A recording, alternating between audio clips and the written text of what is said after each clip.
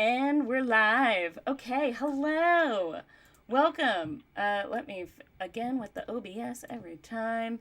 Hello, welcome to Not Quite Novelist. This is the show where new friends are made literally and new worlds are built live and on the spot each and every episode. My name is Savannah. If you don't know who I am, how the hell did you get here? How did you find me? Please let me know.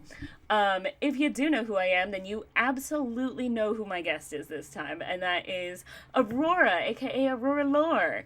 If you haven't seen her in chat, you've probably seen all of her co-working streams, which I've tried to hang out in. Even if I don't participate in chat, I do pull up your co-working streams just so I can have them. Like, even if I just put up a tab, I'll put them up all the time. Thank you. You're welcome. I love it. I love like co-working, body doubling, stuff like that. So I always have to have it in there. By the writing tag. Okay, hi book buyer. That's awesome. In that case, welcome. What we do here, just to give you a little bit of a quick overview, is this is a character creation stream. If you'll see all of the like doodles going on all over my overlay, each of those represent a different like story or world that we've built in previous streams, which you can go and find them on the YouTube channel. But essentially what we do is I've got these two teacups. They've got a theme and a tone in them. And then I'm going to pull one out randomly, and my lovely guest here and I are going to start making up some OCs. We're going to make some characters. We're going to build some, the world that they live in, and it's going to be all based on the prompts that I pull. So while I pull these, it's going to be fun. I'm excited. But while I pull these, I am also going to let you guys know, my Ko-Fi is still open. I am raising money to fix my car after a car accident a couple weeks ago, which I am fine. We're good, but my car isn't, so it's gonna cost a pretty penny. So if you guys want to go and check out the Ko-Fi, I've got some fun rewards in there. $1, and I read your fortune out of this little fortune teller that I folded, that I'm really happy that I remembered how to fold from like elementary school. Are we doing those live during the stream if someone does a donation, please? It is gonna be live the same way I did with Meadow last year. And then for $5, it is a 1-card tarot reading out of the D&D tarot deck, and in the for $10, it is going to be a 1-card tarot reading, but then I'm going to make up a random character on the spot based off of the card that I pull. So it gets really chaotic. It's going to be a lot of fun. Why no category? What do you mean by why no category? Is it like why no like this, or why no category like on Twitch? Because I'm stupid when it comes to... Oh my gosh, Emily, hello! Yeah, I'm dumb when it comes to on Twitch being a streamer, so... We'll work that out later, even if there's no category. Yeah. Savannah, I got you. I'll show you how to do that. Please help me out, because I don't know what I'm doing. Interesting. Okay. Yeah. Okay. Well, I got our theme and our tone. Give me just a second here, and I will add those on to... Oh, you already saw it. Oh yeah, I'm quick. I'm multitasking. I'm like trying to draw them while I'm pitching my Ko-Fi. So tone. I try and do that because I don't want the Ko-Fi to like distract too much from the stream, but also I know it's going to, so I don't know why I'm trying to multitask. Well, so I've got multiple things. If you ever need some vamping, I've got Savannah Aurora Lore to drop if you ever need some vamping about the two of us. So it'll be fun. Oh so man, you just let me know. Just be like, what kind of lore are you gonna share about us? What are you we need to share our origin story. True. We've got a good origin story. I get a chance to live stream bully you into letting me running a game on your channel. Oh that God, I wrote yeah. for you. That's true. You wrote it just for me, and I love you for it. And So yeah, yeah, yeah, you you did know, indeed. I've got enough things. If you're just like, You've oh got some wait, I need lore. you to like to just chat for a while, I've got you. All right. I do in fact have our dish on the lore now. Okay. Okay. One piece of Savannah and Aurora lore, and then I will get us started. So go ahead and give our origin story, Aurora. How did we Okay. meet? So we met in the Discord server for doing Castleton, where we just kind of like we're like ships passing in the night, chit chatting here Yeah. and there, and like eventually the two of us just kind of like started talking Yep. privately. And then my favorite though was having secret information related to her character for that channel before she had it revealed, but I didn't know it was about her until it was airing. And then I was like, oh no, oh, that's this. Oh, that's this. While she was also, oh no, is that him? Is that him? And so we both were like private messaging. And then I'm also private messaging the other person. And then slowly unraveling like all the wonderful magic. So I Yeah. think, Yeah. yeah, That's we so have funny. Story Dad and AJ to thank for that random chaos, and it was amazing. There was so much. There was so much like. First off, there was so much stuff that I did not know. That I, as a player, was like jump scared at during Castleton, Yeah, but which was I love that our so characters fun. ended up being like part of this like really weird extended Yeah, family, and so like you're like my adopted family from that, so it's great. yeah. I love it. It's very much how I still call Aetherius my brother, because he was Phineas in Castleton, as my character's older brother, and he still IRL calls me his little sister, and it's really cute, and Adorable. I absolutely love it. But yeah, he it's the same thing of like this weird like adoptive extended family. I'm like, y'all are still my little 100%. family. Yeah, I love it. Okay, so I Okay. I do in fact have our theme and tone. This one's gonna get interesting because Okay. our theme is ghosts and our tone is Ooh, in space. ghosts in space. Oh Ghosts in space. no. Yeah. So Um, immediately I do have some thoughts. I do have an I do idea. too, but I have Um, questions for you. okay. Horror or sad sweet.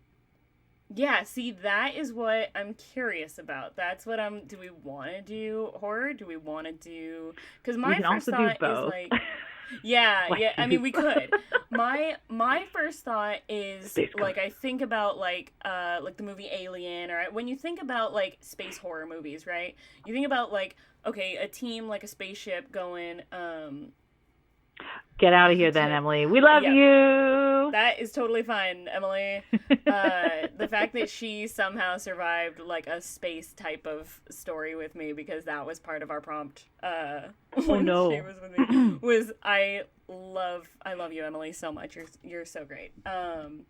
So yeah, so when I think of like space horror, you think of like a team of astronauts going to explore like the I see you, Emily, and you're amazing and you're great and I love you so much.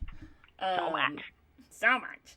Um yeah, I think of like a team of astronauts going to maybe like explore like another planet, or go and like like on the space station or something like that, right? But then of course something goes wrong and like everyone dies, and then there's like one person that gets there's always like the final girl. I think of like the movie Alien or something like that, right? So that's what I immediately think of.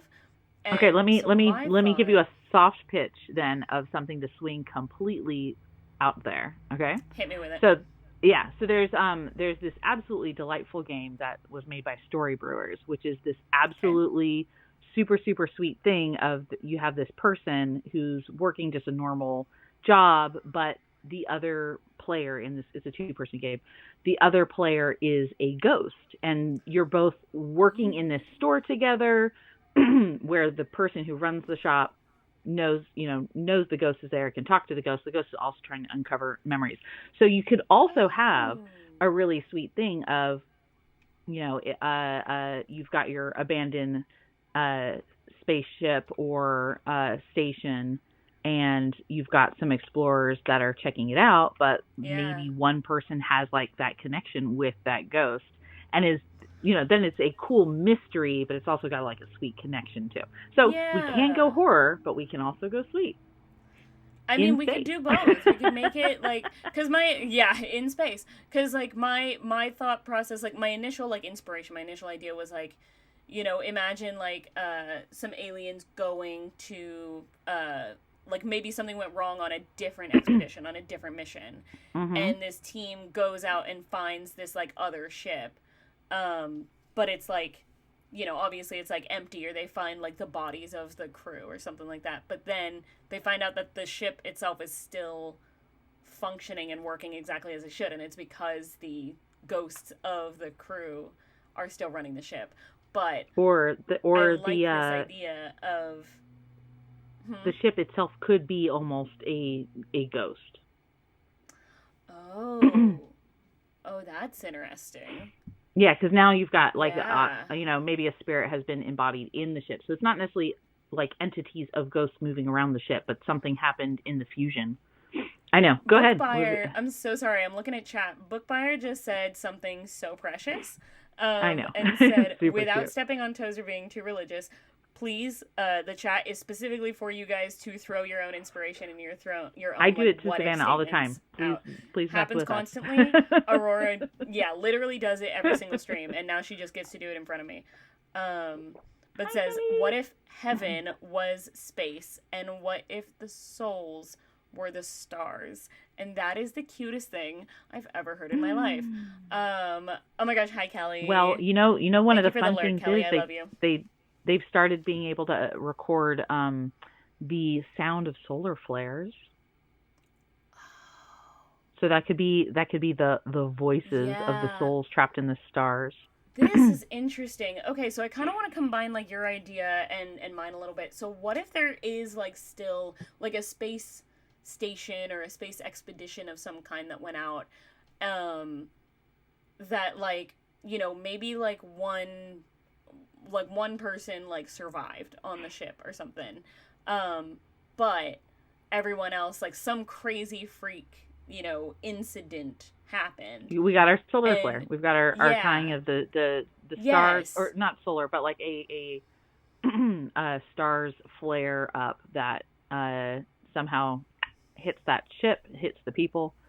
That's where the Lion King's of Nebraska when they die. Yes. Chud. That is right. You are correct. You are Lion correct. King. So good. Stars are nuclear energy, which is more than likely the same energy as our souls. This is Well, wild. we are made of stardust, getting- so yeah. I'm We're on board getting with all of this. We're getting both scientific and spiritual at the same time, and I'm so here for it. I think, I like the idea of it being like I liked your idea of there being like one living person and like maybe a couple of like the souls of the crew. Could be one soul, or, like, could be a group. another. Yeah. Maybe it is. Maybe it is just one. Okay, so I like this idea. Cause you've seen my stream, so you. Yes, Bookbuyer, I do know what you're talking about. That is always my like. God. Are we sure this isn't sci-fi? Oh, it's a religion. Oh, okay, not sci-fi. Interesting. But yes. When I first learned about it, I kind of thought the exact same thing. I was like, this is interesting. Okay, so I love this. So Aurora, you've seen my stream. You know how this kind of goes, where it's a lot of the times I will ask like, okay, if this was like a show that we were in, or a game that we were playing, or an RP that we were doing, like who would be your character and who would be mine? So let's do this. Let's say it was a crew, right? And like one person survived and they're kind of waiting for like a rescue ship to come out, right? But then they start realizing like the crew, like the ship starts like functioning as it should, or like certain things start working again, and it's because the soul of, for now we'll just say like one person, the soul of one of the crewmates is still on the ship, right?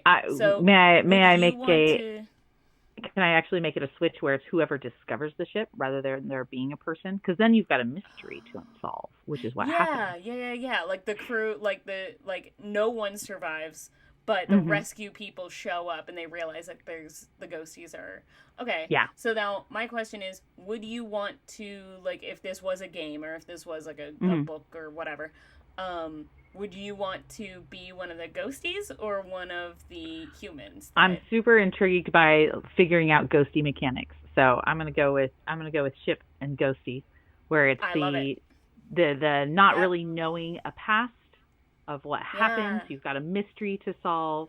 Trying to, you're learning how to be a poltergeist and move things. Fun. So I like those kind of interesting struggles. Well, I also love the idea of ghosts. Like, ghosts are able to interact with objects that they have a 5 genres into the characters. My God. I love that. Well, we've already got like nods to anime with Ghost in the Shell. True. Yep. Okay. So 5 genres into the characters. We've got mystery. We've got potential mystery, horror. Potential horror. We've got some drama. I don't know about comedy just yet. I feel like there could be some comedy when I feel like there could be some comedy like when the living people 100%. go onto the ship. Like, maybe it's like the rescue mission, they send like one person, like a scout, out to the ship to try and like inspect and see what's going on, and that would be like my character. And like they show up and they're like looking around, and like little things start happening, like like full Scooby-Doo ghost, except they're actually ghosts this time. It's not like just like dudes in masks, right? But I feel like it's definitely that kind of situation of like, what's going on, and then suddenly it's like someone has like about Scooby Natural with a friend earlier today, so this is perfect. So that's awesome. Yeah, I think it'd be really funny if like, they kind of, whoever my character is kind of like exploring this like empty ship, basically hasn't found like bodies yet, but is kind of exploring and is like, no bodies. Hell yes, I like this. Yeah, and is kind of looking around and is like, what is going on? But then like goes into like whatever the like kitchen area or whatever like that equivalent is in this ship, and there's like, a fresh pot of coffie, and it's like, what? How the fuck did this get here? Like little things like that. I think would be really, really interesting. Yeah. Is it scary? Is it funny? We don't know. Yeah. So here's a question for you, for your character. Are you the only person who can potentially contact the ghosts, and why? That's a fun mystery. What if there was a really scary creature, but it turns out to be super sweet? Bookbuyer is on it. Oh my gosh. Dude, you're great. I love this.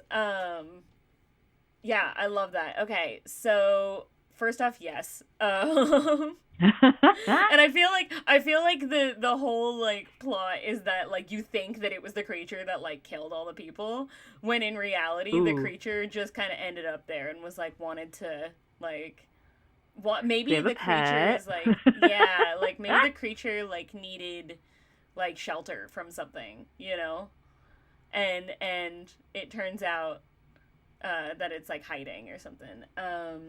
It's possible for poltergeists to not remember things they did, but it's more of a revenant type thing to have gaps in memory. So I think the idea is like the reason that the crew, that these ghosties are able to run the ship, is because of their like personal connection to the ship. It's like they wouldn't be able to interact with like, any of the stuff, say, on the rescue mission ship, but on this particular expedition, this was one that they like needed to. A Tyrannosaurus, but the personality of a golden retriever. Holy crap.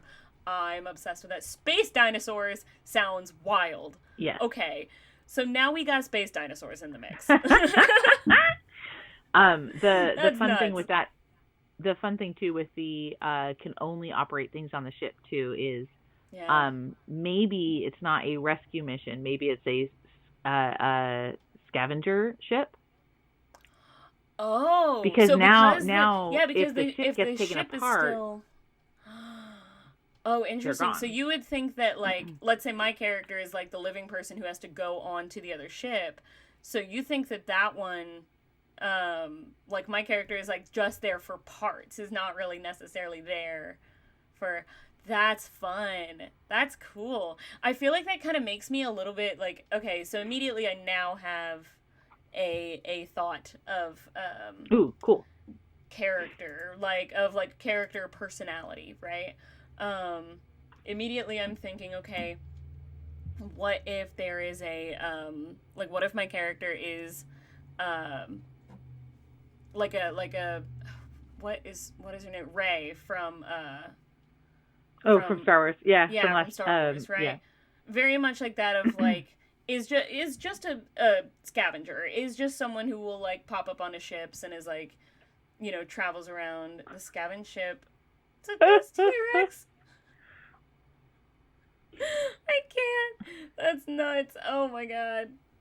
This is crazy. Okay, so now you're thinking, book buyer, you're thinking that actually the ship of the people who died are the scavengers, right? Because I was thinking it was like No. ship of I the was living thinking people. exactly.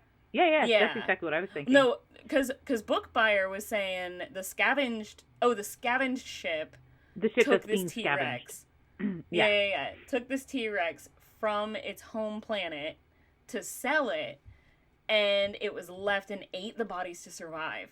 Oh, that's brutal. That's brutal. Okay, so I love the fact that now We got a third character running around. Book buyer is the one who's bringing in all the other what's it called, genres into this, because now we got a Jurassic Park type of, we got dinosaurs, we have space. I'm looking up what a Herrerasaurus looks like because I'm curious. Yeah, I don't know what that looks like. Hold on, I want to look it up now. So I gotta put lip balm on. Okay, now I gotta see what this Herrerasaurus. While we're looking this up, by the way, I don't know. You're doing great, Zeb. Hold on. Herrera, RA, and then Saurus. Okay. Herrera. Yeah. Saurus. Okay. Oh, fun. Okay. I love that. While I'm looking up dinosaurs and stuff, by the way, I'm going to take this moment to quickly remind everybody, if you guys want a little tarot reading or anything like that, hop over to the Ko-Fi. Please. All of the money is going to go towards fixing the sugar cube. My poor baby. Okay. Cool. I love this. So my, I do kind of want it, like, if it's a pet or if it's a creature, I do kind of want it to be smaller. Like, I want it to be something that, like, dinosaur, but, like, that can ride on my character's shoulder. You know, something like that. I'm imagining, like, a smaller animal. A smaller creature. That's my first thought, anyway. Compsognathus, what yes.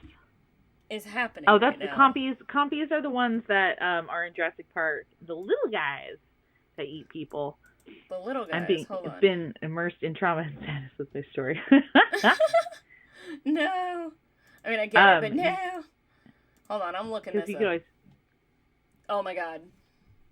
I mean, if you do it that, if you've got one that rides on your shoulder, that could be your companion on your scavenging missions. Kind of dig that. Ray has BB-8. This character has a dinosaur. Yeah. I dig it. I think that's great. Okay.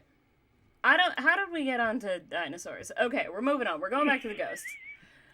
So we've done a lot of, like, world, the lore and the world building right now so far. We got some setup going, right? I want to figure out, like, character story, character arc. Don't apologize. Yeah, don't say my bad.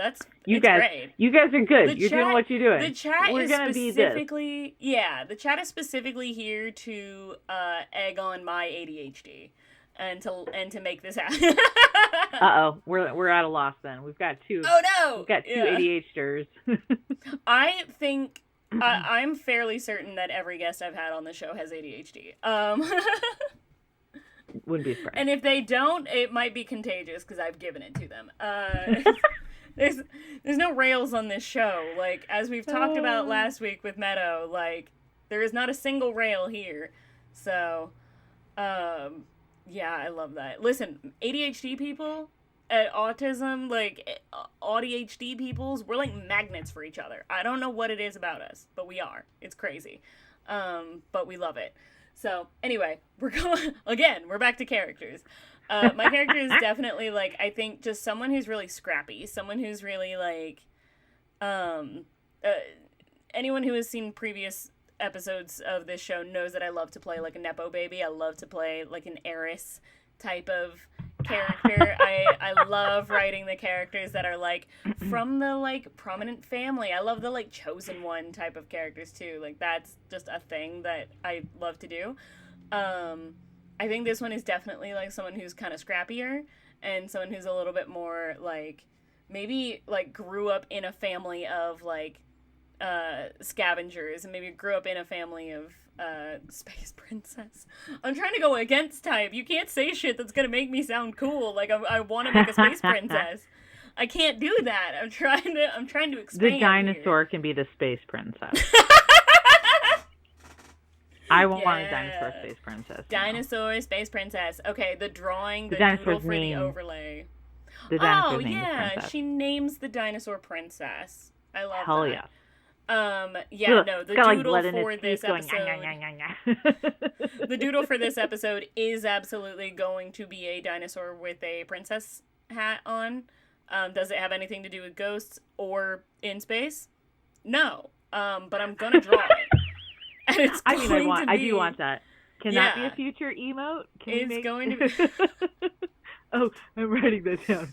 I need dinosaur space princess. A dinosaur space princess needs to be an emote. I think the Big Top's ass to ass needs to be an emote. Everything that I've drawn on the overlay needs to be an emote, I think. But those two are the most iconic. You thought you came here for characters, but it's actually... Yeah. Hey, we did. What was the episode I did with Promethean, where it was just a book buyer? Thank you so much for the follow. I appreciate that. Yay! Thanks for following.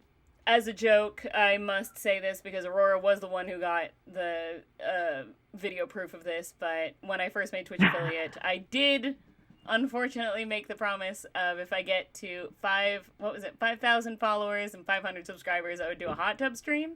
So it wasn't 500, it was 5,000? I think it was 5,000 followers, 500 subscribers. So keep that in mind, y'all. I made that promise. I did it. I'll keep it on video record. Aurora got the clip of it. Oh, fucking ads. Damn it. Well, so I'm going to take the ad time to break for a little bit too. And say again, if anyone wants a $1 fortune reading from my little fortune teller. I've got some fun little fortunes that I didn't get to. And you should do that again at the when the ads end too. Yes, I should. And if anyone wants a little tarot reading from, fuck me, dropping my tarot cards everywhere. By the way, you could probably set up the ads to where you can queue them too. Where I can queue that? How do I do that? I don't know. I'm still researching it. Well, all right. Eventually, I'll figure it out. Other people talk about it, so it's on my research list. I promise you guys we're back. I'm a streamer. Hello, we're back. What? Pitch your Ko-fi. Oh, yes. I was using the ad time to just say, if anybody wants a little fortune read here, it's just $1 to let me do this little fortune reading. Just $1. It's cute. It's fun. It's got some fun stuff in there. And then also $5 for a little one-card tarot reading. They are, anyone who has gotten a tarot reading from me from this deck knows that these cards don't miss. They are very loud. They will be very topical. I don't know how it keeps happening, but it does. But if you want a tarot card and then for me to like make up a character based off the card I drew you, it's a $10 donation. It's really not that bad. I very much was like, oh, I'm gonna set my Ko-fi like donation tiers like as small as I can think of, because I don't expect a lot. So, but just having those little tiers, I mean, they're fun to do little one card spreads. So yeah, and of course, any little bit helps. Like it all goes towards my car. So we gotta get the sugar cube back up and running. We do, please. It was crazy. Like I have a Ko-fi goal. I set a goal and oh, yep. Good job, Kofi. Thank you. Way to listen to us. Thanks for the donation, Tam. Thank you. Yay. Oh my gosh. What did she choose? Go with a reading. Oh, just a one-card tarot. Let's go. Yeah. Okay. And Book Buyer, we were talking about figuring out how to queue ads. So when I'm not yet a Twitch affiliate on my stream. Savannah is, but I do know that there's a way to like say when they air kind of thing. But I'm still researching it, so I'm going to share my research with Savannah when I come across it. All right, so ooh, here we go. Talara, you got. I'm gonna go ahead and say this in the. I'm gonna pull up the chat back real quick. Sorry, I was looking at the Ko-Fi page for a moment. Cool. So, fun thing about the D&D tarot deck, which I love, is that instead of the normal suits of like pentacles, cups, it's pentacles, cups, swords, and wands. Instead of those, it uses strength, charisma, wisdom, and intelligence, which is really, really cute. I absolutely love it. So, Talara got the 8 of charisma. I'm going to let that focus. Gorgeous card, by the way. Also, look at the artwork. Seriously. I love the art in this deck. The 8 of charisma reads, paying attention to doing the simple things well. Slow and steady wins the race. So, do with that information what you will. Charisma, I believe, is the equivalent of pentacles in tarot, if you know anything about tarot. So, keep that in mind. It's the equivalent of the 8 of pentacles. And I love that. I love the descriptions, too. They're really great. So, cool. Thank you so much for the donation. Like I said, every donate goes towards my car. My poor baby. Yeah. And Book Buyer was sharing that you can manage the ads on the dashboard, choosing between automatic, scheduled, or manual ad insertion. So, something to play with. Okay, good to know. I'm going to keep that in mind. Thank you for that. I wrote it down, and I will send that to you later, too. Yep, I will figure that out tomorrow, because I am going to go to bed immediately after this stream. Okay, so before the ads came out, we were talking about like character personality, character type. I definitely want to play someone who's a little bit scrappier. I think that my character like grew up in a family of like smugglers and scavengers, and very like nice. You know, I was taught how to do like, you know, mechanic shit and like take stuff apart like as a child. Like my whole life was just a thing that I always did. I'm going back to making lists because trying to do too many things in one go and feeling like achieving nothing. That's a mood. I heard that. And yeah, like I said, the cards don't miss. Every time I do a little, even just a 1-card reading with these, every single person, without fail, has heard me do like a little reading out of this deck and has gone, okay, you know. It's just been like, it's way too accurate, it's way too relevant. So I think that's hilarious. It's just, and Book Buyer, I saved that for later too, so thank you. Good. Yay. Okay. Oh my gosh, this is so great. Okay. So we've got our scrappy I girl. think she's really scrappy. I think she like I think the crew though, I think her actual crew on the ship is not like her family. I think it's like just a bunch of like very much like ragtag group of random like scavenger friends that she made that all kind of got together and were like, hey, let's go and like take stuff apart that's not on our planet, and let's go like into space and look at like some ships that are actually out there, because we can find some good shit. I think that's kind of her vibe. She very much is like an explorer. Is she an actual girl? What is their age? I haven't figured out their age yet. Oh my gosh, hi Ham, hello.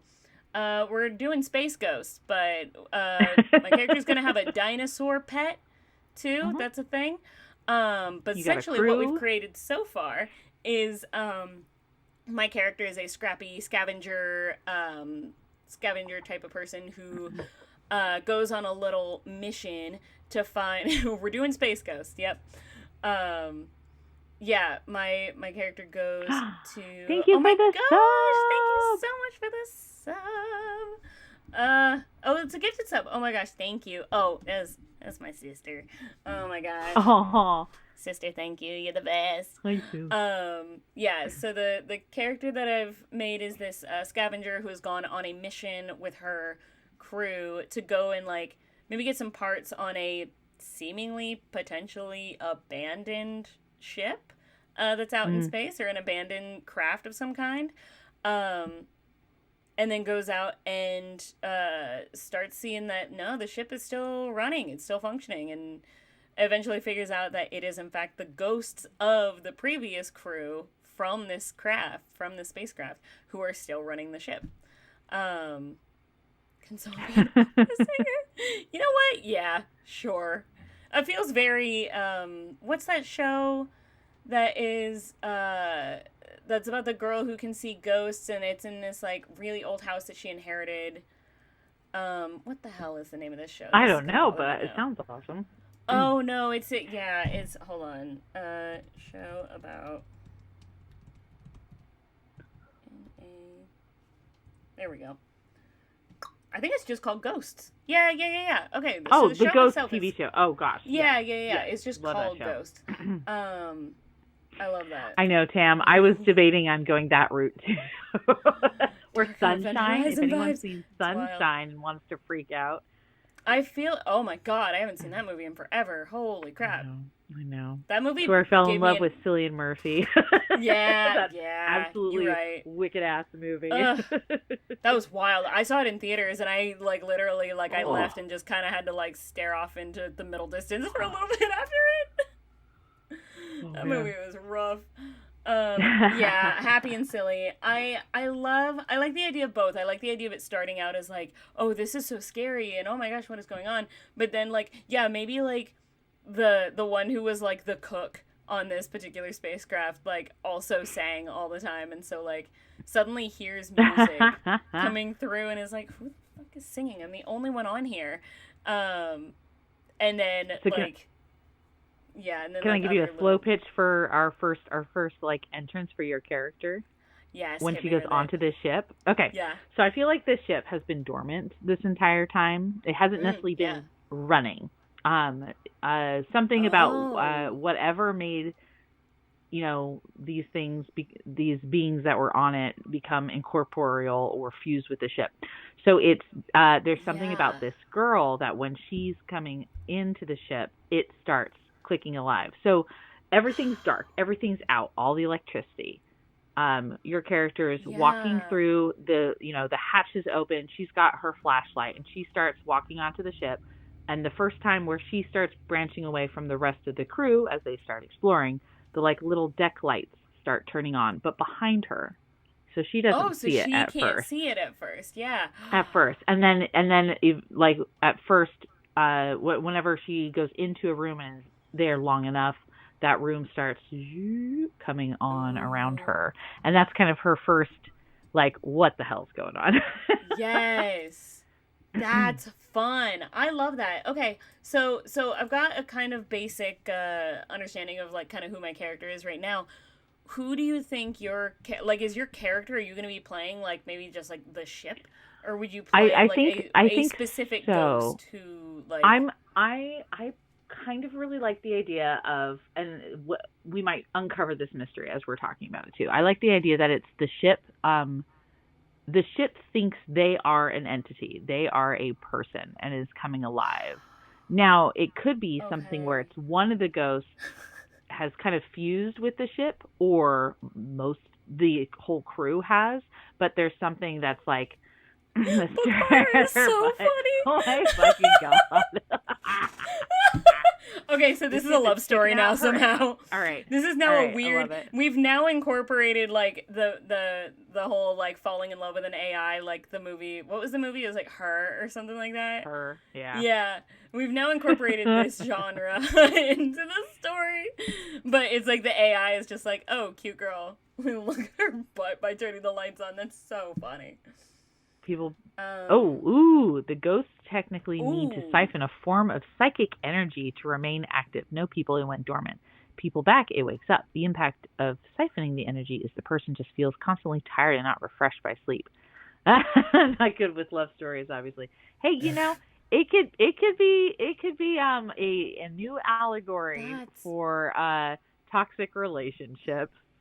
toxic relationships. It could also be interesting like metaphor about how like dependence on technology Yes. and not yeah, Or even just interdependence, right? Like if there just are in people who general. feel like they're only alive and really a person when they're in a relationship, and that's your ship. Yeah. Yeah. Ah, the ship. Oh my god, it's a relationship. Yeah. I love this So so dumb. much. Oh, it's so Ah, good. This is both so it can it ridiculous can okay, and wait. good So it at the starts same time. horror, it goes into this cute sweet, and then it goes back to horror. Is kind of Yeah, what I'm but thinking but in a completely different type of in a horror. different way. It starts as just a straight up like a monster space alien horror, goes Mhm. into a like yeah, goes into like a sweet like could be nice and then turns into no, this is just like a really shitty toxic relationship horror. Yeah, and it's that, and it doesn't necessarily mean like anything's like Yeah. bad either, because it But could be I like like the idea of it. I like the idea of it actually being can look like Princess Leia from Star Wars. All right, yeah, facial claim or face claim for my character is gonna be Carrie Fisher. uh yeah, Carrie Fisher. It's gotta be. Okay, so this is so silly. But I think like I would love the idea of it actually being something sweet. I would love the idea of it actually genuinely being something like sweet and nice and a good like kind of loving story because if these are I liked your earlier idea that you had of these they are ghosts or it used to be it was like the old crew who died but then their souls like fused with the ship their souls like Mhm. became like the things that really power the ship. I think the idea is can I help you? I'm so sorry. I'm sorry, it was the ship. The ship needed to say something. Yeah, the ship had some shit to say. Yeah. Well, I'm talking now, so fucking relax. Sorry. It's if no one can hear it, I can, and cars like to be loud outside of my house. Um, so anyway, we're moving on from that. But I like the idea of it actually being something sweet and something nice, and like does have a way of maybe my character does have a way of like communicating and talking to the ship, but Mhm. I would say like it ends up kind of becoming a story about healing and like learning to let go and learning to say like it's Yeah. okay, you know, Yeah. not just for and that's the kind of thing I love about like ghost stories is a lot of ghost stories have an element of like yes the living are grieving and the living are keep the spirits of people alive by remembering them but spirits themselves can stick around because they haven't let go yet they haven't like just been like okay it's time for me to like Yeah. move on Well, and and move forward especially um if you've got if the crew has fused with the ship, and the ship's responsibility was keeping the crew alive, right? So yeah. now it's also the like, oh, I failed at that job. I got to keep, Yeah. So now this crew. that's the really codependent relationship is the Mhm. relationship between the souls and the ship and then so by the end of it I would say like by the end of the story, the movie, whatever it is that we're writing here, um it kind of becomes the lesson of I imagine this scene so beautifully of like after my character has like taken on like the responsibility of being on this ship and like really connected with the spirits and the beings that are on the ship and like slowly things start shutting down and power starts Yeah. turning off. And yeah, book buyer, that's my thought too, is taking, she's a scavenger. Like it's a little Yeah. giving tree though if you go that route where the ship Ooh. does need to Oh. get taken apart and sold for scrap. But that there is that moral quandary, right? For our Yeah. scavenger. Do I continue on with my job because the ship's possibly the whatever's living about it Yeah. is it possibly going to be dismantled? Well, I think that's going to start like in the very beginning. I think what's going to happen is that my character will go on, start seeing all this crazy shit happen and be like, oh shit, this ship is like haunted or whatever. But think like, okay, so there's ghosties on this ship, but like, I still have a job to do. I still have shit to do. So like goes and maybe takes out like one piece of it and oh book God. Buyer. Book buyer. Holy shit. All right, we took an erotic turn. This has now gone into book talk. We're going after Unhinged title for most ridiculous inanimate object romance story. Oh, it has now become a Date Everything Haunted Space Edition.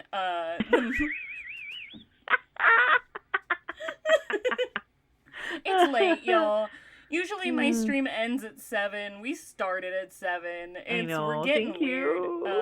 And thank you to everybody who actually stuck around in this, because this stream is unhinged. I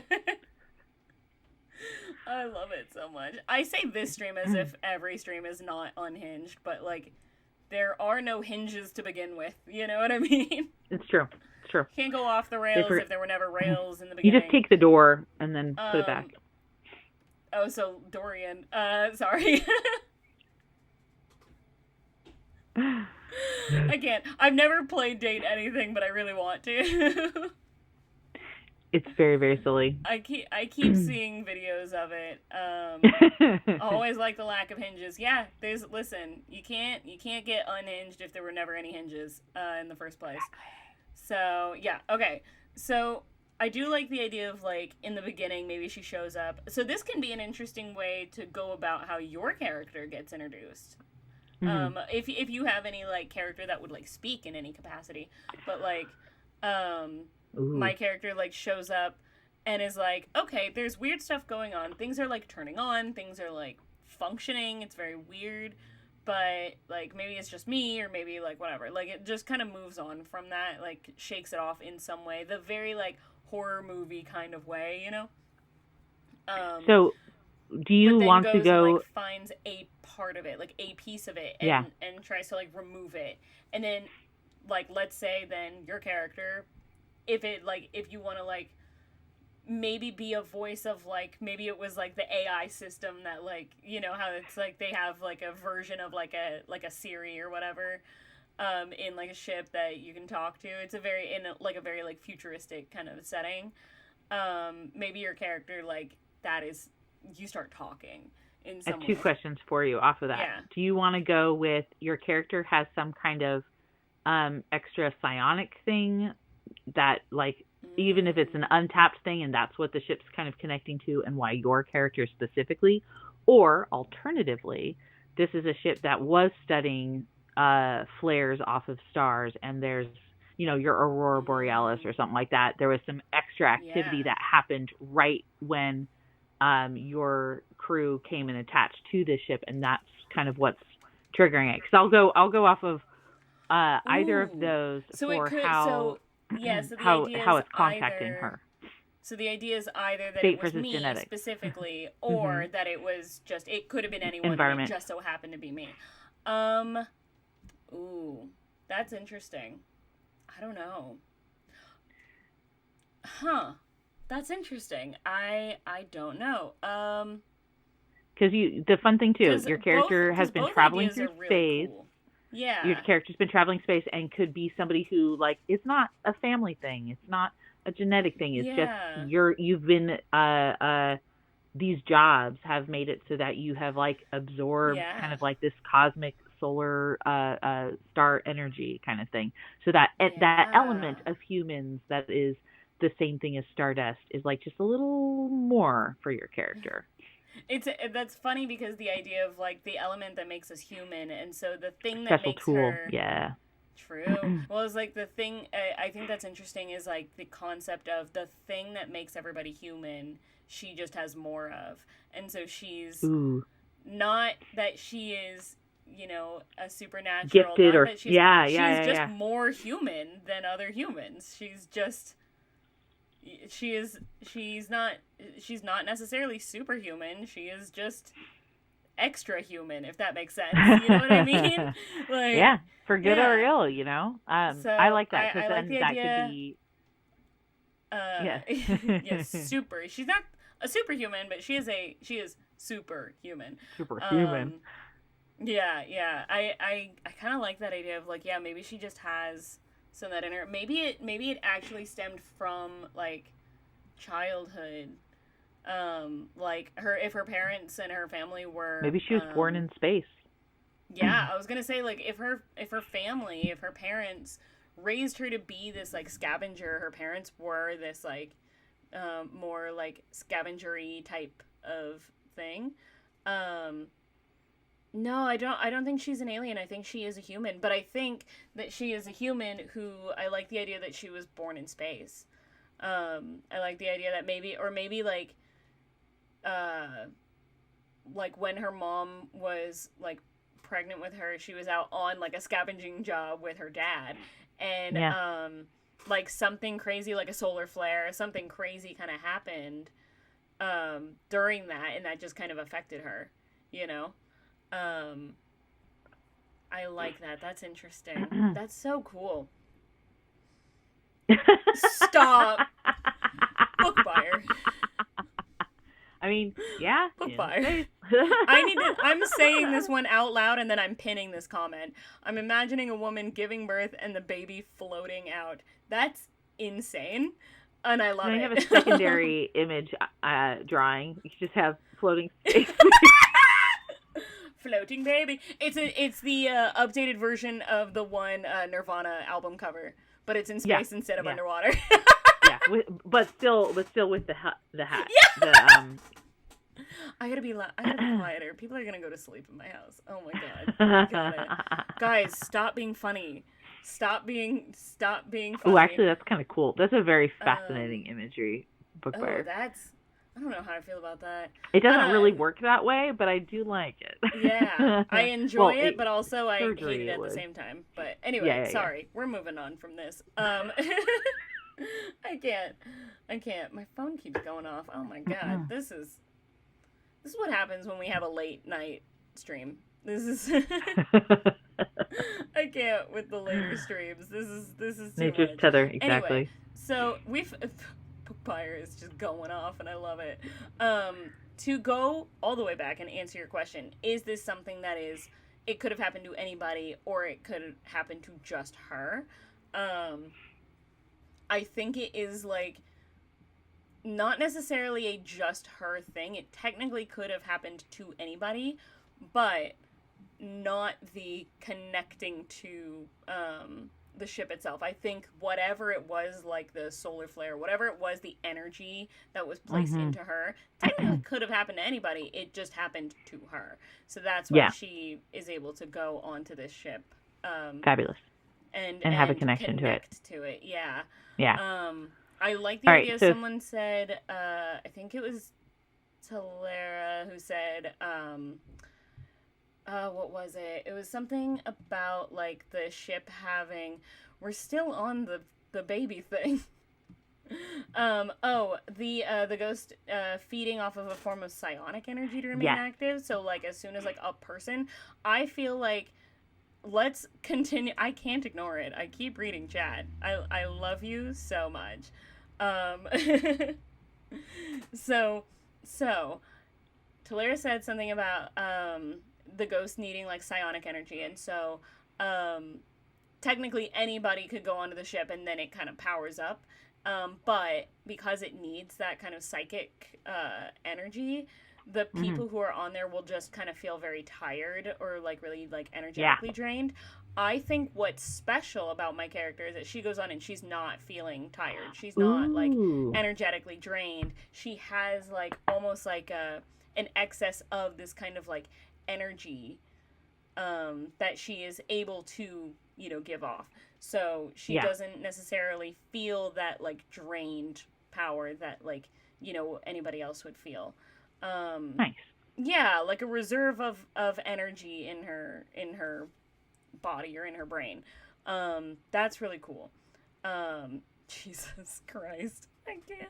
All right. Well, with that, So good. I did also love Tam's starts caring for the human, waking up to warm made coffee, every need attended to. I think that first time that something is Mm. taken off the ship, I feel like there's just like the equivalent of like an electric spark. It's not even like a uh, Oh, yeah. which then your character would be like, oh my gosh, the power's still on this ship. What the hell, And then you Yeah, got to or go, like, got to make sure it's turned off or something, not really realizing like, oh, it's something outside your control. And then as it's yeah, gaining more power, it's finding different ways to try and talk to you. So a blinking light, a yeah. message on a computer that starts like, on a screen that starts typing, but your Starts character is actually like walking typing. past thing, Oh, like like I like to see this like thing of like just like missed conversation. yeah. That's Hi, cool. Erin. Hello. Who is this, Erin? Bad Wolf Yeah, Girl? Bad I Wolf. love your Yeah. name. That's cool. Hello. We're doing Space Ghosts. How you doing? Um, so, um, first time chatter. I love this. Welcome. To give you an idea of what we're doing, I drew some prompts out of this little cup, and then also from this little cup, and we got Ghost in Space. And so what we're doing so far is my character is a scrappy, is a scavenger, on this little mission to get some parts off of a, yep, yep, exactly what happened. To get some parts off of an abandoned ship that is still out in space. Shows up, and then the ship starts turning on and like things start functioning. And we were just talking about how like a lot of like messages start trying to like come in and try and communicate with my character, but kind of keeps missing it until eventually I think sees one. Oh, and then yeah, dinosaurs happened. We were talking Our about dinosaur dinosaurs. princess buddy. I got a dinosaur princess as a pet. And then there was also talk of a baby in space, like what would happen if you give birth in space, which is insane. That was a conversation that happened. Yeah, so it's the ADHD is strong as hell. This is what happens when I stream after my meds wear off, and like when it's bedtime. This is granted, we get this unhinged during my normal stream time. That is fair. We do. Yeah, we just did it in double time. This happened so quick. Listen. I have to say, this is every time I am surprised by how unhinged the streams get. Every single time. But then I have to remember, like last week during the stream. Oh, I think they've got ads up too. So we'll just. Damn it. Yeah. Well, this is just for you, Aurora. So yeah. Last week during the stream, we got shapeshifters, and immediately Meadow said, "What if they shift into actual shapes?" I thought that was amazing. I loved the shapeshifters. Lost my mind. Was hilarious. I think I actually got a 6-pack from last week's stream because I was laughing so damn hard because Meadow is insane, and I love her. Quick, be productive while I can't distract you. You're still in chat. I know you can't hear me because you're watching ads, but you're still in chat and you're still typing. So, like, damn. Oh, no! We got so much done in the last 2 minutes. No. Nothing. We did not get a single thing. That's the problem, though. You said, quick, be productive while I can't distract you. You're still distracting us. You're still in chat. You're still hanging out. You're still able to type. So, and we can still see it. The ads don't prevent you from typing in chat. Okay, so here's the hardest part that we gotta ask every single time. Does your character have a name? Yes, the ship is Artemis, 100% easily. Is what? Artemis. I love that. Yeah, and I'm gonna say and I'll talk a little bit about potentially the crew too. But yeah. The ship is Artemis. It was sent out to study flares from stars to kind of measure them, quantify them. There's a particular moon that they were going to be tethered to its gravity pull and just kind of, hence Artemis tied to the moon, Yeah. just being like they're hunting for signals. Yeah. And then I think there was a mix of human and alien crew on the ship. Because I do like the idea of having some awesome aliens in here. And I think that So the this is ship kind of is like a Farscape meets Alien meets like a lot of yeah, different things. yeah. Yeah, I love this. Okay. I think it was a bunch of scientists from different worlds. It was very much the like, uh, our space station that has different people from different countries. This was Yeah.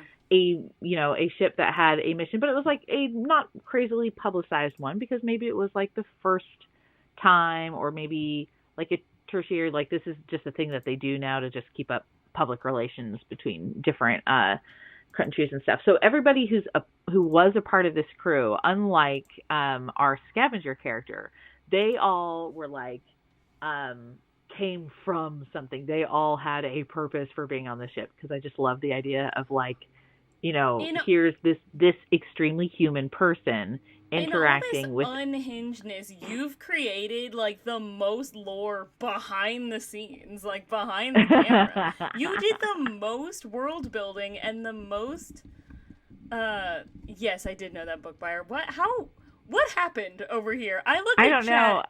I look away from chat to listen to all this lore, and I look back at chat. We're talking about koalas. This is what I mean. Is like in all this ADHD insanity, you've I done do all know the that world too. building off camera, like just just in your own little brain. And I love this for you. I've barely come up with a character name for me. Like that's nuts. Oh, I had three different ones pop in my head until I landed on the right one. So, but I always Yeah. like the idea of even if it is not necessarily all a human crew, I always love how Roman gods are tied to our planet names, as well as to different ships and programs that we've sent out. So just went nice and Yeah. simple. I love it. Artemis is tied to the moon, is tied to the hunt. It's not Yeah. somebody who's about necessarily relationships, which is also interesting. Artemis is forever, the girl that does not get matched up. She Yeah. was the goddess who, like, you went to her with a vow of chastity, or like a vow of non-monogamy, depending on Yeah. different interpretations. Because there's also you could go and be with those Artemis girls and don't have to worry about anything. So, Yeah. I'm now looking up names. That I'm trying to look up names for my character. Arcelia is cute. That one's pretty. Ooh, I like that. Yeah, it's spelled Arcelia. Its origin is Spanish, and apparently, according to this, it means treasure chest. Ooh, love And that. because when I looked up names that mean like scavenger or something, a lot of them will come up with names that mean hunter, or names that mean Yeah. either names that mean hunter or names that mean what's it called, like treasure, or like something that is to be like Thanks, collected. Aaron. Um, Thanks for the call for reinforcements. Yay! Thank you so much. Oh my gosh, I appreciate that. I see the word dire koalas. Hold on, we are Oh getting yeah, distracted in chat. drop bears are effectively dire koalas. Is the What the hell is a drop bear? joke? That's so. I'm I not be really sure if worried? it's a real thing or a fictional thing, Well, because I've looking heard up of it and I go like, this is what I think it is. What is a drop bear? Okay. Oh, Australian Fictional. folklore. That's what I thought. Okay. Yeah. Cool. I'm just gonna Google image search, see if I can find any drawings of it. That's horrifying. What the hell? Drop bears are am I- fictional and apparently inspired by koalas. I love it. Or sloths, maybe. The pictures that are used or that I found on Google image search when I just look up drop bears are so freaky. This one just looks like someone photoshopped a mountain lion's face onto a koala Sounds right. body. Yeah. That's nuts. Okay, I'm gonna look away from that because that's brutal. That was wild. I Okay. love your Love character it. being Treasure, because if we're going with Artemis the Hunter, even though your scavenger is the one who came onto the ship hunting for something, the ship is looking for you for the treasure, which is kind of cool. Oh, That's a nice little twist. precious, yeah. And I I think think there was, Arcelia's, and this. I like the kind of Oh, I like the kind of like common like sounding like Artemis and Arcelia. I like the first initial yeah. sounding, like having that like little tiny connection. I think is really cool. Um, We got. Used to be told to tourists, watch out for drop bears. that's Only global funny. ones though. Ones that thought Yes, kangaroos Book jumped Buyer, down you the should street. make a smoothie. Listen, your ADHD is running absolutely rampant tonight. So yes, go make You need yourself a a smoothie. smoothie. Yeah, I Yum think you yum. need one. I think we all need smoothies. So yes. It's not going to wake anybody up. No, not Do at it. all. Yeah. Do it. Okay. Wow. I love everything that we've created so far. You know what I think it is? You know what I think Arcelia's like crew? I lied. I think it is her family. I think it's her and both of her parents. Oh, fun. On the ship. Oh, cool. And when they show up, like maybe like she spends a little bit too much time on this like abandoned ship that should be a quick, easy, retrieval Grab. basically for like a certain part. Yeah. The parents come onto the ship Baby. and we're not giving birth in space. I can't with that visual. That was too much. It's in the past. It happened. It happened, but we don't have to go into detail about it. I can't. That mental image is too much for me. Anyway, so, no, what is happening? They're not wrong. Except you would I probably... know. Okay.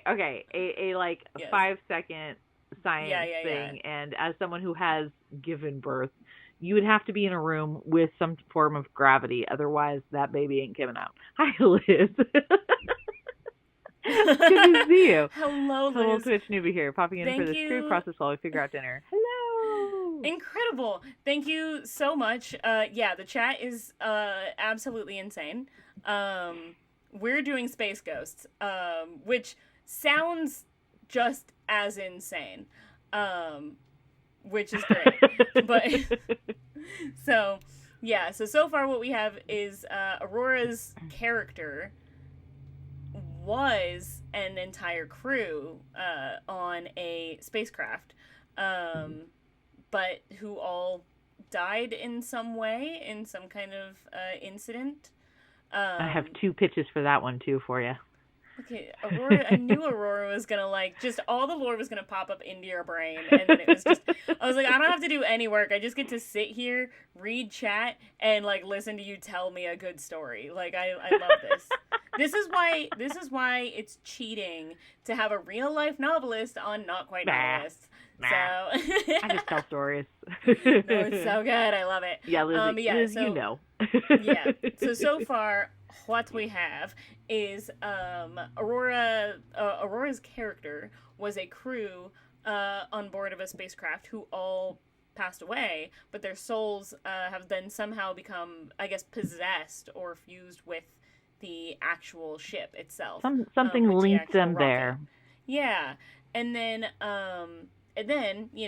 however long later, Yeah, sentient. comes my character, who is a scrappy little scavenger character who pops up onto the craft for parts to gather something, and when she does, the ship starts to turn on and starts to actually function again, and it turns out it is because there is a specific level of energy within her that actually like seriously affected the ship, and was able to get it to turn on and then start communicating with her as well and become like a sentient spacecraft.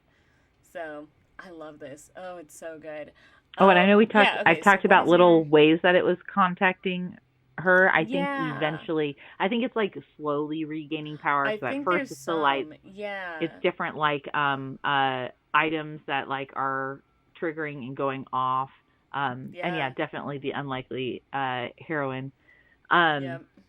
and then there's a few times where it's like a screen comes alive. But I do think there is a point where there's either a I've got a couple different ideas. Either there's a recorded video diary that's in the ship's Ooh, log, and the that's ship interesting. is almost like pulling a echo. Again, Greek mythology. Echo could Yeah. only say things back that was said to her, right? Oh, yeah. And reframe them however she needed to, but she could only use that. So maybe the computer, Yeah. whatever's in the log, the computer could use that, or potentially, does have its automated voice, which is able to, um, Yeah. is finally able to get enough power to uh, Yeah. talk its own thoughts and stuff like that. Now, Bookfire did bring up an interesting question, which is, did the ship absorb the bodies as well? So So that, I was going to part of my say, two pitch. let's circle back to your question then. What are your two pitches for how the crew died and became absorbed into the Yes. ship? So 2 different pitches. If you Okay. want horror vibes again, or if you want sweet, or like more bittersweet, I would say. Okay, let's start with the horror vibe first. I want to hear what Okay. the horror vibe pitch is. All right. So the deaths didn't happen that long ago, Oh, they're recent. and the person is still on the ship. Oh, interesting. Like yeah, So like the an ship. actual So killer. here's what happened in that. If we do that route, the ship was trying to save the crew, but couldn't, and absorbed them. Okay. But now here's your family coming onto this ship, and the ship is trying to gain enough power to get you to safety. Because Oh, the so it's person's more still like now, here. yeah, now the ship is being like, hey, danger, danger, intruder. Maybe my character thinks that it's talking about her, and she's like, no, I'm not an intruder, I'm not an intruder. And then, oh, that's good. Because then you can, and it could be that the ship doesn't know the person's there at first, right? It's starting to come alive. We're having that connection between the heroine and the ship. They're trying to uncover the mystery as it's going on, and something triggers, and the ship goes, wait, run full body scan. And like maybe your character at the same time is like, run full scan. Is there any, where are the bodies? And Yeah. and it finally has enough power, and it's running the scan, and there's a, you know what room your mom and your dad are in. You know where Yeah. you are. And now there's some other And walking now there's body a in fourth another person. room. No, that's scary. Oh, Yeah, Liz, Lizzie we're did bring up, definitely yeah, going with horror the at ship. first. So essentially, kind of what we've started is that like it's gonna start. It starts out very like scary. It starts out very horror esque, and with squid arms. And yeah, Tam, your other thing that you wrote was kind of my thought for the bittersweet with squid arms. The bittersweet was very much a flare of some sort that atomized them, the mystical energy in the flare, fusing them with the ship, 100%. I think so that's it crazy. I love that idea. I love that idea. I think like 2-year-old's accurate. yeah. That feels accurate. Also, real quick, I'm going to do this myself just to remind everybody else. Hydrate. Do the thing. Yep. Hydrate, don't dehydrate. Because it's been a while since I've had a sip of water, and I am tired. Spill water on myself. Honestly, Bookbuyer, this is more of a 5-year-old thing, truthfully. True. Yeah. I love it. But yes, 100%. It's very toddler core, where it's like you just run up and yell koalas and then leave. Yes. Yeah, very kids in the sandbox. The point of the show itself, the point of this stream is supposed to be, this is the sandbox. Here are the walls of the sandbox, which is the theme and tone. From there, do whatever the fuck you want. And here we are with Space Ghost and and dinosaur pets Princess Dinosaur. and and a lot of stuff. Okay. Yes, Bookfire. Yes. So okay. So I love the idea that I kind of like. Weirdly enough, I kind of like both. I'm trying to think of like what it could be, because I like the idea of there being a like the flare, like that atomized everybody, so the bodies are like missing. But I also like the idea of it being like, oh yeah, they, the bodies were maybe put in like an airlock, and then or like ejected somehow, and Arcelia just never saw it. And so, like, when they approached the ship, because maybe it happened on, like, the other side. So, the bodies themselves, like, might not be on the ship. Or maybe they are, maybe they're just hidden. But the idea of there being someone that is dangerous on the ship, where when Arcelia gets on there, and then the ship itself being sentient, semi-materialized, so they seem like ghosts. Yeah, I like that. Yeah. I do like Ocean Kisses, Tam. That's adorable. Yeah, oh, that's so precious. They shared. I love that. Yep. That's so cute. Yeah. So I like the idea of there being someone dangerous, because then it shows that, like, obviously, like Lizzie said, and like we talked about before, the idea of these what was I saying? The idea of the ship, like, and these ghosts, like, seeming scary and seeming like bad, but then it ended, or like it turning out that, like, no, the ship is trying to protect you. The ship is trying to, like, make sure that you get to safety, because maybe like the AI was like semi-sentient or something like that before, and like feels guilty that they couldn't protect the humans that were on the ship, or the crew of the ship beforehand. Can the ghost ever be corporeal? Ooh, interesting. Do you think at the crew most would climactic, important moment, yes. If we're going, especially if we're going with, we have to save the person, that is when it can be corporeal. See, I want to go I'm a big Casper. Like, I'm a big Casper nutty, so it has to be at the right moment. Yeah. And I most of the episodes that I've done on this show, like, most of the episodes that I've, like, most of the streams that I've done here, I've got a few where it's like, oh, we're playing like besties or siblings or whatever. Most of them are like, your bitch loves a pairing. I love a ship. I love to ship my characters. I'm like, hey, how can our characters smooch? Yes, exactly. Exactly.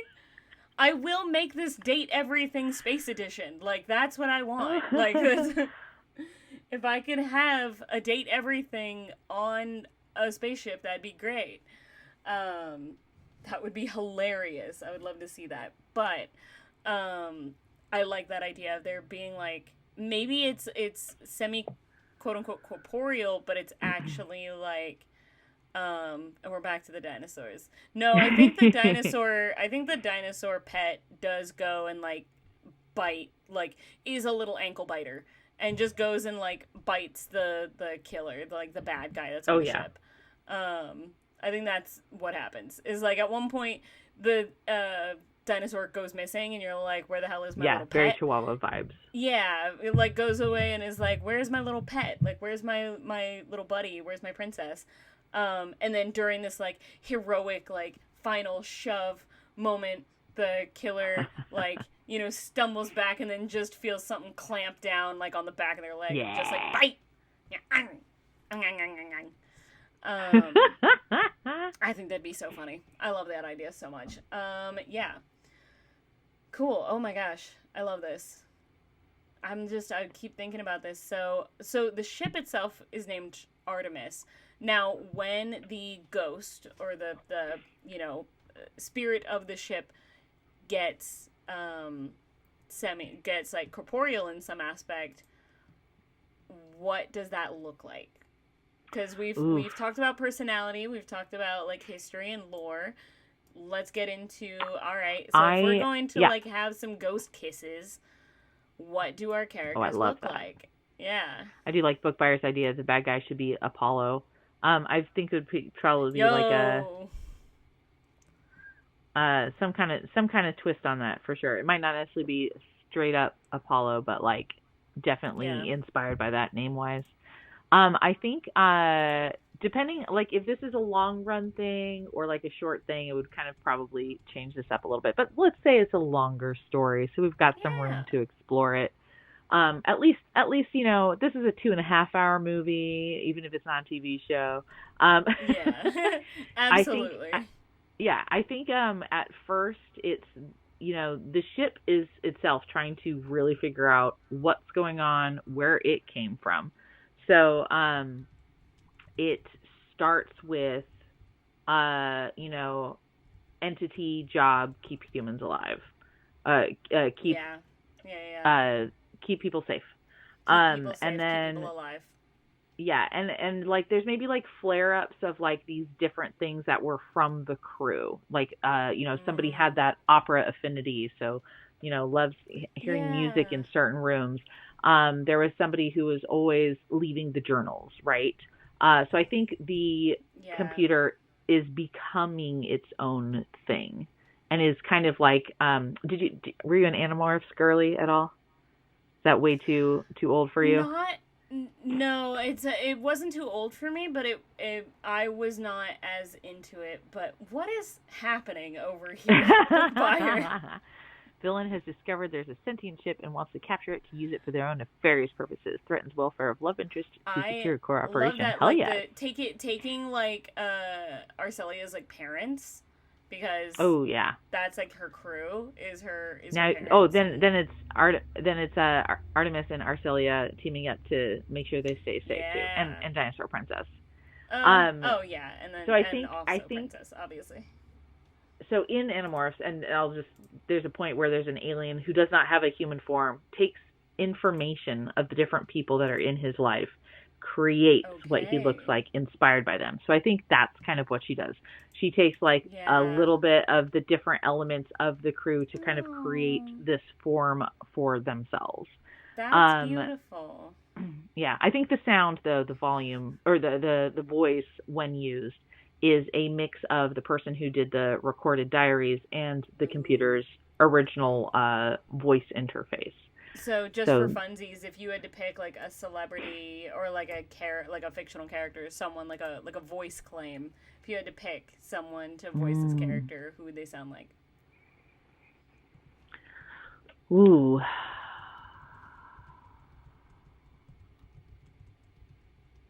um, I want it to be a singer, and I am blanking on who I'm Ooh, thinking of. okay.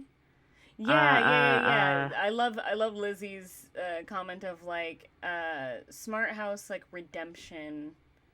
Um yeah, kind of like that. This is like the positive version of all of these like houses or like smart home or smart, AI being sentient yes. turns into a good thing kind of story. Yeah. Well, and the reason why it's redeeming is because there's still very much a human element, which is what's Mhm. needed. Because it still has a human soul, or at least one. Mhm. Yeah. Oh my gosh, I am absolutely mind-bogglingly blanking on this particular singer's name. Do you know any songs Little bit that older she than me. sings? She's oh Give oh. me Am I remember? songs Is that this she her song? sings. Oh. Um, Book buyer, yes. He Adele. does have a nice Adele. I voice, want it but voiced by I Adele. thought you were gonna go with Adele. As soon as you said a singer, I was like, please tell me Adele.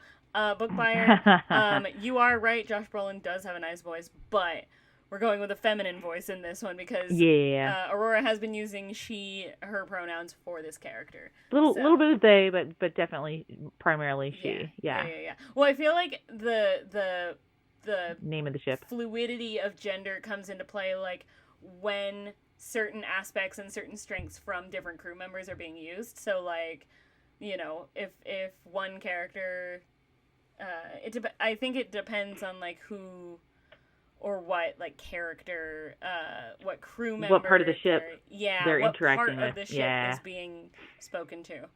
Um, Yeah, so I love that. You thought I was only going to create one character. No. Why am I not surprised? I wasn't expecting it, but let's be real, I never expect anything in this. Betty. Ooh, Betty and Date Everything. I was 100% going to make a joke, go. Tam, of like one of the voice actors that I know in real life as the character. That was legit. Something that was circling through my head and was like, no, I'll make it somebody I don't know. I do love that. Oh, Betty is the bed. Yes. Yeah. Okay. She's great. Yeah, let me look up the voice actor portrayed by Melanie. I don't know who this is. Hold on. I know. She's pretty fabulous. Okay. I know that there's a few voice actors. Oh, the safe. The safe is one of my friends in real life. Is it really? Betty is a lot more wholesome. It is 100%. Yeah, the safe is voiced by one of the members in my home D&D game. Really? Holy shit, that's wild. Yeah, no, I started seeing that there's like Brennan Lee Mulligan voices. Yes. Like the board games. If you have not, the D&D I know, specifically. Isn't there a D20 that a person like that becomes like either a D20 or like a character sheet or something in Date Everything? The Brennan Lee Brennan Lee Mulligan plays the board games. No. Sorry, apologies. Frickin' Critical Role DM is D&D. He's why am I blanking on? Really? Matt Mercer. Matt Mercer is a TTRPG. Is the D20. Yeah, that's right. I did not know that. Yeah, I'm looking up who voices the safe in Date Everything. Now I just want to see who that is.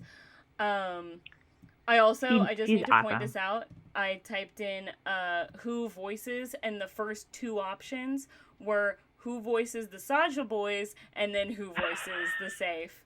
And I was like, this seems like it what's kind important of right now.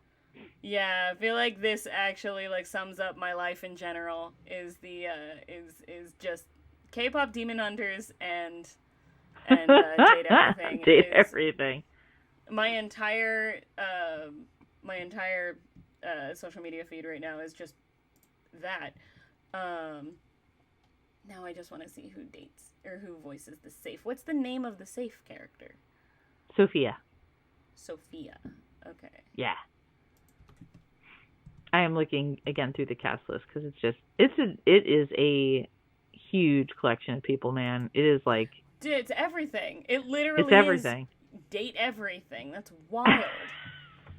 You're dating everything. There's a way. I think there's one where you can date the narrator. I think there's an actual plot where you can try and date the actual like narrator of the game. Anyway, sorry, I've not played this game. I shouldn't be surprised. Should I become a gaming streamer? Should I play Date Everything in a stream? At least once. I feel like that maybe I'll do that for my birthday stream. Okay. So come back next week. Yeah. Okay, so I'm trying to think of what my character looks like now. Oh yeah. Who would my ship is like yeah, like aesthetically like almost egg-shaped. Oh, okay. Yeah. Egg-shaped, it's more organic looking as opposed to what if it's like one of those? This is gonna sound crazy. Yeah. I'm gonna word this in a really dumb way, and you just have to kind of go with me and see my vision on this. Now, you know those like little like hide a key rocks that you put like in your like front yard where it's like got a key in it, like it's got a little secret thing. Blow that up to ship size, and it's like it looks like an asteroid, but it's a ship. Yes, that's very much what I'm thinking. Like, but there's like definitely like any window ports it's got windows are like almost like curved kind of thing. Yeah. So Oh, very, that's fun. I love it. I yeah, love it. maybe not too porous like a beat up rock. It may be a little bit more smoothed out kind of thing, but very Nice. much has kind of. It was a ship that was built in space. It is not something that can land on its own or shoot from an atmosphere on its Yeah. own. It would have to be, Okay. if it landed on something, it would have to be something with a very, very low atmosphere. So maybe like a moon it could land on, but that's not what it was made for. Yeah. Okay. I love this. That's great. Okay. So then now when the actual like spirit of the ship itself becomes that like semi corporeal to actually um like push someone aside or whatever to help like fight against the bad guy. What Robert, do are you you typing for imagine? Lizzie? Because I agree, but that is very funny. Incredible. Now, what do you imagine that that corporeal? What do you imagine that person to look like? Oh, I think it's going to be very Tilda Swinton inspired because, again, Ooh, hi, Robert. incredible. Lily's been um, hijacked. Liz has been hijacked by Robert. I love it. It's good to see you too. This is so um, funny. yeah. So I think it's a little androgynous. I love that. I love the kind of like fluidity of it. Yeah. That said, does not have to be skinny. I think it's going to be more Adele's Yeah. body type. Ooh, Yeah. kind Yeah. of androgynous, like the short, like a cropped like haircut, but like still kind of like. Wait, more so. I don't even know if there's necessarily hair. I think it's more. Ooh. Yeah. But I think face is kind of Tilda-esque, where you're just kind of like, Yeah. she walks Okay. a cool line. Yeah. I love that. Yeah. Okay. I I don't love it. necessarily That's think great. I think it's not really a clothes body, but I also don't think it's Yeah. like everything hanging out there. It's like the equivalent Yeah. of a jumpsuit kind of thing. Okay. Yeah. Why can't I type right now? Hold on. What's happening? Did my keyboard just turn off? Oh no! Oh no. Let me know if you need me to That's type not something. good. That's not good. I don't know if I have mod powers, but I might. Well, I was trying to Google something, but I guess I can't now because it's not even letting me type anything. Your ship Oh would be a no. pirate octopus captain. Amazing. I love this. Would be or would have a Yeah. pirate octopus Hey, captain. listen. Lizzie, you gotta talk to Bookbuyer then, because Bookbuyer has been screaming about Was squid wanting arms squid arm. for like this entire stream. So like, Robert we gotta have is some very squid arms. pro pirate ships, but we are doing ships in space. So would you Yes. be a octopus Yes. alien captain? Space pirates are a thing. Space pirates could Space happen. pirate. If this like what's the game where it's We don't know Space what this Pirates, bad guy is. Spelljammer, I think. Yeah, Oh that's yeah, true. yeah. Yeah. That would be hilarious if bad guy does have squid arms. That'd be crazy. Just but like Alrighty. looks normal human, but then like after like one like bad move and it's just like squid arm. That'd be You nuts. try to grab I his think. arm and it just like separates into multiple arms. Yes.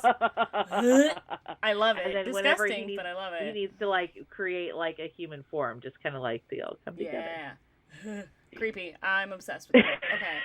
Okay. Holy shit. Okay. All right, how your character looks. I am thinking very Lori Petty circa like Tank Girl. Nice. Very punk, very scrappy, wears like aviator goggles a lot of the time. And like a like an N95 to like make it spacey, you know. Yeah. I don't know how to, you know what I mean, like it's Yes. y'all know what I'm talking Something about. to breathe. Yeah. Like they can check, okay, the gravity's good on the ship. We don't necessarily have to wear the whole thing, but until we know the air's breathable, we gotta have our mask. Exactly. 100%. I think maybe the like goggles like have like little dials that she can like turn and they're like little scanners in them and stuff. I think would be really cool. Yeah. Yeah. Yeah.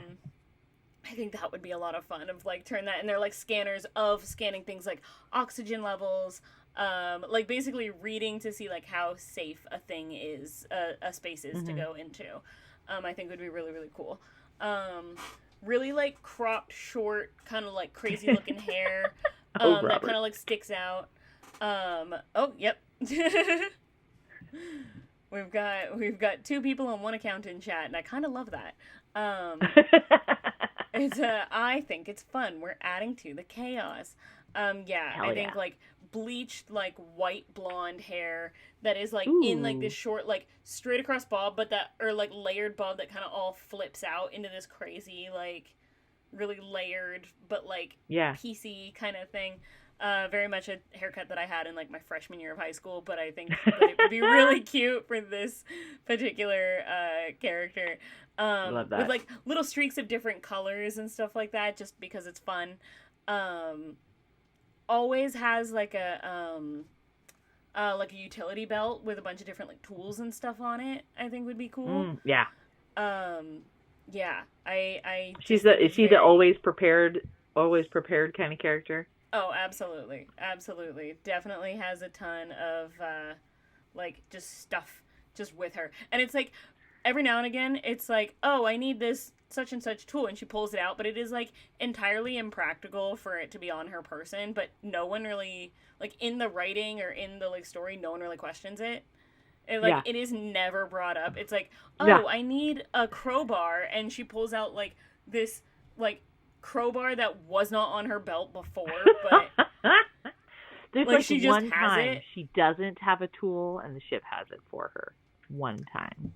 Yeah, but it's like a comfort once. thing. It's not even like something important because she wouldn't carry it on her person. It's more of an emotional thing of like, oh, I really wish or it's like a snack or something where it's like, oh, I really wish I had this one treat or something, and then she turns around and it's already like on a plate. I think this ship has like a microwave that is like the microwave in like Spy Kids, where you put in like the freezer pack, but then it comes out with like a Happy Meal. You know, I think it's like she's got stuff like that. This is like that kind of like future-y story, where she's got that kind of tool. So like, yeah, I think like maybe she's just really sad or like scared or stressed, and she was just like, I just really wish I had this one like treat. And then you just hear a ding behind her, and she turns around, and it's like coming out like of this. It's like a pie, like a whole pie just coming out of the microwave, and she's like, you know, she's just very much like my soulmate. You know what I mean? Yeah. Adding to the chaos. Yeah, there are some people that I need to change their name in my phone to just adding to the chaos. I love this. I've got. We've got names, we've got lore, we've got all sorts of cool shit going on. We've got some good plot points. Yeah. I will say, and I'm sorry to do this to you, Aurora, but I am tired and I'm starting to lose steam. You're fine, man. And I have work at 7 a.m. tomorrow. So, but I love this because I knew that you were gonna be like, oh, I have the whole story figured out in like 5 minutes in your head.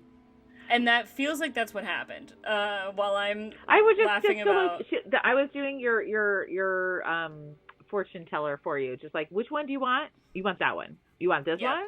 That one. It's exactly how it felt. Yes. Okay. And I love that. So, okay. So, I'm gonna find somebody to raid if you want, because Aurora, you're way more well versed than I am. Do your Ko-Fi drop information let's one do more one time. Last Ko-Fi drop here.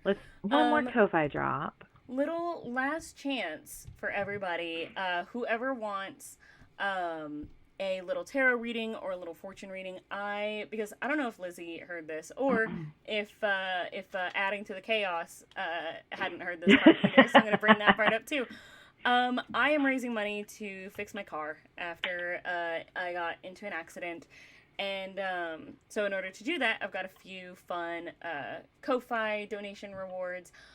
If you want a reading from this little fortune teller that I've got right here, it's just $1. It is literally just a single dollar to donate to have your fortune read out of this. For $5, I will give you a one card tarot reading out of my D&D tarot deck. It will be weirdly accurate and relevant to your life. I don't know how it happens. Happens every time. Yeah. And then for $10, I will do the one card tarot reading, but then also give you a character made up based off of the card that I draw. So because the D&D tarot deck, interesting thing about it is that because it is D&D, it'll give you a card. It'll give you like the meaning, the description of the card itself, but it will also give you a like a prompt, like a game, like an in-game prompt to do. So I'll give like a little example. I just opened up to a random page here, and I got the Three of Strength. So instead of the normal tarot suits like cups, wands, pentacles, and swords, it uses strength, wisdom, intelligence, and charisma. And so the Three of Strength, like the meaning of the card itself would say, expanding your circle of influence and communicating your ideas, making progress. That was weirdly relevant to me. That was random. I'm telling you guys, these cards don't miss, and it's very weird. But it gives you a prompt too, like a young paladin. A young paladin in training says that his order has stolen an object sacred to hobgoblins. He feels guilty and wants to steal it and give it back to them. Ooh, fun. Yeah. So it's got some interesting stuff in here. So, like, if you want, for $10, I'll do a tarot reading for you and then also make you a character and, like, a little mini story just for that particular thing. So, last chance if you guys want one. You're looking for someone to rate and I'm recapping?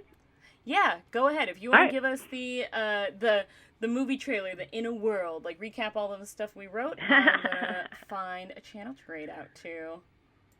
So affectionately called the Relationship movie by its fans, we meet Arcelia as she and her family, a scavenger family traveling through space with their pet dinosaur princess who loves perching on Arcelia's shoulder.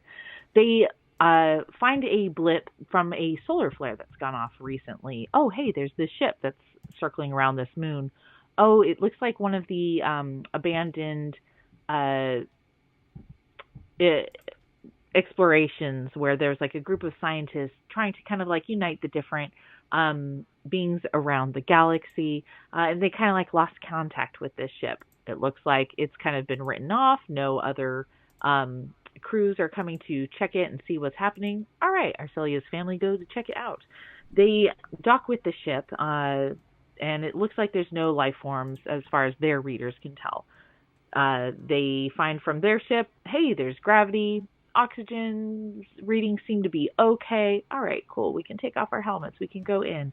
The parents go off to go check out a couple key elements. They're going to make sure the power is off so they can go into their scavenging. And Arcelia starts walking down the hallway. Little lights going on behind her. Something about the ship is coming alive, is vibing with the fact that she is here on this ship. She goes to start her work, believing that her parents have already taken down the electricity, and she's taking off this piece. It shocks her. My goodness. Got to go figure out what's going on. And the ship starts trying to gain enough power from this connection to contact her. Little words blip on a screen that she brushes on past. A light is flicking in Morse code and doesn't seem to get her attention. But suddenly, there is singing in the kitchen. There is other little items that just kind of appear as Arcelia needs them. And the ship, the Artemis, starts trying to find ways to communicate to her. They build a very special bond, very helpful for each other. The ship is trying to figure out exactly what happened to the crew because it can't quite remember. It just knows it had one important mission: keep them safe, and has kind of adopted that for Arcelia and her family. They start wondering after, a few days of just kind of finding this connection, Arcelia trying to figure out, do I take apart this ship? Do I leave it alone? Should I tell my parents what the heck's going on? But something happens. Something's missing. Something's out of place. Something feels wrong, and the ship starts going, I think there's somebody else here. Arcelia comes to the same conclusion at the same time. They run a scan, and sure enough, there's Mom's read, there's Dad's read, there's Arcelia's read, there's even the little princess's read. But now there's some footsteps. There's something moving through another passageway. There's somebody else here on the ship. Images start coming back to the ship as it's going through the recorded logs of past people, and it realizes, that's right, there was somebody here. There was somebody who is taking the lives of my crew, and now I need to keep Arcelia and her family alive. The two of them work together. This Apollo-esque squid-armed creature is here, has an interest in this ship. Initially was just kind of like drawn for, I'm not sure. We didn't go into his mystery as much. But now is interested in figuring out a way to control the ship. We'll keep that as our sequel. That answer. Like if you come back onto the show. Yeah. Who is he and how did he get here? So then the ship and Arcelia and Dinosaur Princess are at this showdown where we're trying to get to Mom and Dad, and Arcelia is in danger, and the ship is able to corporeally shove out of the way our bad guy, and our toxic bite Dinosaur Princess bites onto it, and it is taken down. Arcelia's parents are a little spooked by everything that's going on. They really don't want to get caught up in whatever is going to happen, and there's this decision now, and where we are left off is, do we leave the ship? Do we take it with us? Do we find some way for it to stay alive with Arcelia being in connection with the Artemis? Or is it time for the ship to let its secrets and its crew, both alive and past, go? That was so beautiful. I knew that was. I knew it was gonna be good, but it was beautiful, and I love the fact that you ended it with this this cliffhanger, because I would love to have you back on the show sometimes. And now we already have our premise for a sequel episode, so I love it. Oh my gosh, Aurora, thank you so much for being on my show. This was so much fun. Thanks for having me. I had a freaking blast, and I knew I would. Yeah. I was so excited for this. If you like Savannah's streams, come back next week. She's going to do potentially a birthday stream, ask anything, chat away, do something fun. Yeah. Next week, it is my birthday in 2 weeks. I'm going to be 30. It is the big 3-0 for me in 2 weeks. Woo-hoo! Holy crap. But I'm not going to be streaming on my actual birthday. So next Sunday, I'm not going to have a guest, which is fine. I mean, I might bring 5 p.m. some I might start earlier. I might do a longer stream. Yeah. Okay, cool. So we'll see. Follow Not Quite Novelist on Instagram for the updates on that, because I will be posting exactly when I'm starting. For funsies, I might just be like, hey, let's bring on some other people and we'll chat with, hang out with on stream or whatever. Who knows? But it'll be my birthday stream. Come and get a tarot reading and follow, just say happy birthday to me while I'm streaming next week. It'll be fun. And I have, in fact, found somebody to raid. So while I pull that up, Aurora, where can people find you on the internet? Hey, so you can find me on Twitch, Aurora_Lore. I do Thursday nights work buddy streams, typically also on Fridays and Sundays. We're trying to figure out our secondary day. But you can come hang out with me. I host Pomodoro work sprints. We talk about hey, what are you trying to accomplish? What are you trying to get done? And then we just kind of cheerlead each other and work our way through our to-do list. Sometimes I'm writing. Sometimes I'm working on TTRPGs. Sometimes it's just whatever needs to get done and knocked off that list. But yeah, it's a lot of fun. I've got, let's see, you can also find me, Aurora J. Culver on Instagram, Aurora_Lore on Blue Sky. I post a lot, again, I'm working on writing my novel. I've got a short film I'm in the middle of, I'm in pre-production for. Tam and some of us hijack her sprints and make her talk through them. I do. Yes, we talk a lot. We just chat. I should have a sprint and a just chat stream is really what I should do. I've got a couple different TTRPG projects that I'm a part of, as well as some that I'm getting ready to pitch to run, which I'm really, really excited for. So, no, I love the chaos, Liz. You did exactly what you were supposed to. Don't ever apologize for adding to the chaos. We love it. We love adding to the chaos. Yes. But yeah, you can find me on those places. I also have a Patreon. If you want to support the creative work that I do, you're more than welcome to come. Even if it's just following to get updates, I really appreciate getting to just like share the millions of different creative projects that they do. Yeah, more like I've been doing so. Heck yes. All right. But yeah. Incredible. On that note, we are going to go and raid. I did have it pulled up. We're gonna go raid the playmat. We're gonna say fun. hi. Fabulous. And I think in the chat, what are we gonna say? Oh, let's just say, there's someone else on the ship. I love that. That's perfect. So yeah, we're gonna go raid. We're gonna say there's someone else on the ship. Yeah. All right. On that note, thank you for having me. Thank you, Aurora. This was so much fun. I'm so happy that we did this. I'm sorry that we had to cut the stream short, but it's bedtime. You are fine. So, all right. On that note, be kind, be creative, and be chaotic. Have a good night, and I will see you guys next week. Bye. Good night, everybody.